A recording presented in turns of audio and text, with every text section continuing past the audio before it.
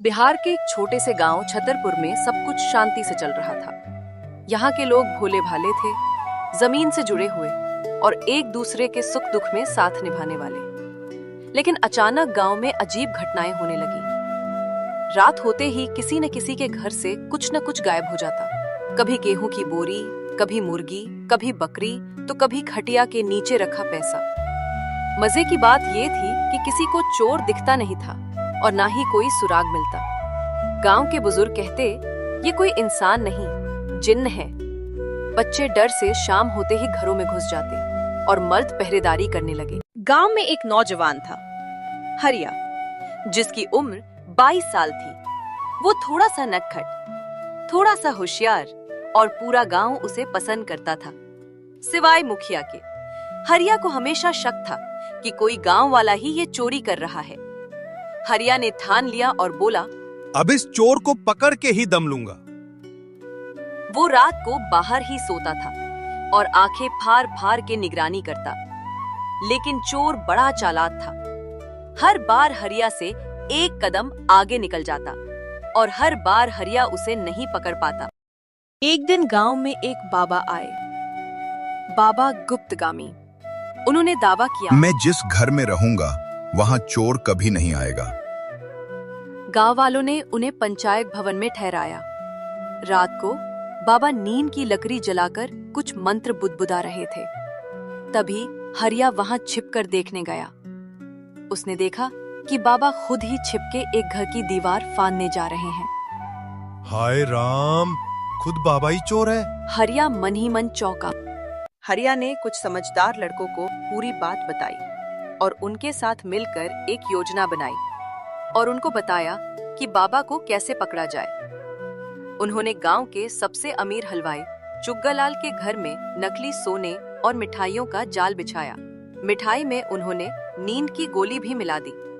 रात को जैसे ही बाबा उर्फ चोर घर में चोरी करने आया तो उसने देखा कि वहां मिठाई भी रखी हुई है और उसने मिठाई चख ली और कुछ देर में वही लुढ़क गया और हरिया की तरकीब को बाम आ गई। सुबह होते ही गांव के लोग जमा हुए।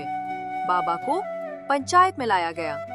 जब उससे सवाल किया गया तो पहले तो वो मंत्र पढ़ने लगा, पर जब हरिया ने कहा, अगर सच न बोला तो मुर्गा बनाकर पूरे गांव में घुमाऊंगा, तब बाबा ने फटाफट कबूल किया। मैं बचपन में यहीं का रहने वाला था। गरीबी में गांव छोड़ा, पर जब देखा यहाँ अब समृद्धि है तो सोचा चोरी करके आराम करूं। गांव वालों को गुस्सा तो आया, लेकिन वो उसकी हालत देखकर थोड़ा पिघल भी गए और उसको माफ कर दिया। गांव वालों ने हरिया की खूब तारीफ की। मुखिया तक ने उसके लिए ताली बजाई और इनाम में 1 बीघा जमीन दी। हरिया अब गांव का सबसे भरोसेमंद नौजवान बन गया। चोर बाबा को सजा के बदले गांव के मंदिर में रहने को बोला गया और सभी काम सौंपा गया ताकि वो अपनी गलती सुधार सके। तूती गांव की एक बूढ़ी अम्मा दौड़ती हुई आई। ओ हरिया, मेरी गाय गायब हो गई। हरिया चौंका और बोला, तो क्या अब दूसरा चोर आ गया? गांव वाले फिर से चौंक गए। क्या ये कोई नया चोर था या कोई पुरानी साजिश? फिर सब अम्मा की झोपड़ी पहुंचे। अम्मा ने बताया, ये जिसका नाम गुड़िया था वो ही सब कुछ थी मेरे लिए, और रात में उसको मैंने यही बांधा था और अब रस्सी काटी हुई है। हरिया ने देखा कि गाय की रस्सी इतनी साफ कटी हुई थी जैसे किसी ने धारदार चाकू से काटा हो, और वहां पास में ताजे पैरों के निशान भी थे। मगर कुछ अजीब बात थी। हरिया ने जमीन पर पैरों के निशान को ध्यान से देखा और वो आम पैरों जैसे नहीं थे। एक पैर छोटा, एक बड़ा, जैसे कोई लंगड़ा व्यक्ति चला हो। निशान खेत की ओर जाते थे। हरिया ने गांव के 2 लड़कों बबलू और पिंटू को साथ लिया और पीछा करना शुरू किया। निशान उन्हें गांव के बाहर जंगल की ओर ले गए। वहां एक पुराना टूटा फूटा कुआं था जिसे सालों से कोई देखता भी नहीं था। हरिया ने जब कुएं के पास ध्यान से देखा तो नीचे से हल्की सी आवाज आ रही थी। हरिया ने कहा, बबलू, पिंटू, लगता है कोई नीचे है। उन्होंने एक रस्सी बांधी और हरिया नीचे उतरा। नीचे उतरते ही हरिया की आंखें फटी की फटी रह गई। कुएं के भीतर एक छिपा हुआ कमरा था और वहां बकरी, गाय, कुछ अनाज की बोरियां और एक लंगड़ा आदमी सोया हुआ था। हरिया ने तेज आवाज में बोला। ओए उठ, कौन है तू? वो आदमी चौंक कर उठ बैठा। उसका नाम था फकीरा। फकीरा ने डरते हुए बताया, मैं बाबा गुप्तगामी का चेला था। जब बाबा पकड़ा गया तो मैं छिप गया। मुझे लगा सब मुझे मारेंगे, इसलिए चुपचाप चोरी करता रहा। मैं भूखा था, बस जीने की कोशिश कर रहा था। गांव वालों को जब फकीरा की सच्चाई पता चली तो कुछ को गुस्सा आया पर कुछ को दया भी। हरिया ने कहा, अगर फकीरा ने जान बचाने के लिए चोरी की है तो उसे सजा नहीं, काम देना चाहिए।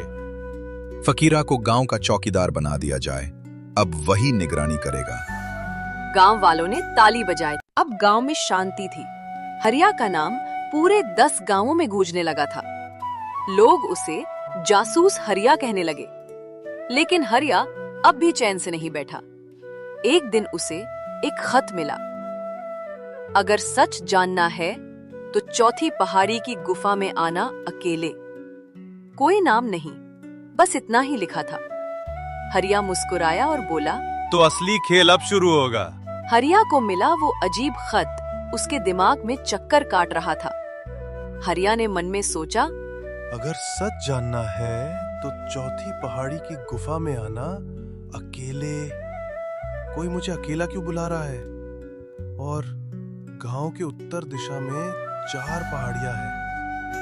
चौथी पहाड़ी गांव से सबसे दूर है और लोग कहते थे कि वहां रात में भूत दिखते हैं। मगर हरिया डरने वालों में से नहीं था।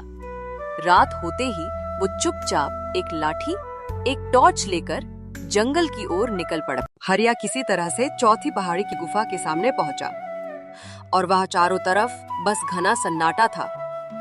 हरिया जब गुफा के अंदर गया तो उसने देखा वहां एक बूढ़ा आदमी खड़ा था और वो बोला, आ गया तू, हरिया। उसकी आवाज बहुत भारी और डरावनी थी। हरिया ने पूछा, तुम कौन हो? वो बोला, मैं ही हूँ असली मास्टरमाइंड, सज्जन लाल, बाबा गुप्तगामी और फकीरा। ये दोनों मेरे मोहरे थे। सज्जन लाल ने बताया कि मैं तुम्हारे गांव का ही एक शिक्षक था, लेकिन गांव वालों ने मुझ पर गलत आरोप लगाकर मुझे गांव से निकाल दिया। तभी से मैं बदला लेने की योजना बना रहा था। मैंने बाबा को झूठे चमत्कार सिखाए, फकीरा को बहकाया और तुम्हारे गांव की हर कमजोरी को एक एक करके पहचाना। लेकिन तूने सब गुड़ गोबर कर दिया। अब उसका इरादा था पूरे गांव को डराकर खाली कराने का, ताकि वहां खनिजों से भरी जमीन पर कब्जा किया जा सके। हरिया ने उसकी बात सुनते ही कहा, मैंने यहाँ आने से पहले ये सारी बात पुलिस को बता दी है। पुलिस बस अब आने ही वाली होगी। सज्जनलाल, तूने गांव को डराकर गुलाम बनाना चाहा, मगर अब तू खुद कानून का गुलाम बनेगा। ठीक उसी समय गुफा के अंदर पुलिस और गांव वाले पहुंचे और सज्जन लाल को ले गए गांव में अगले दिन।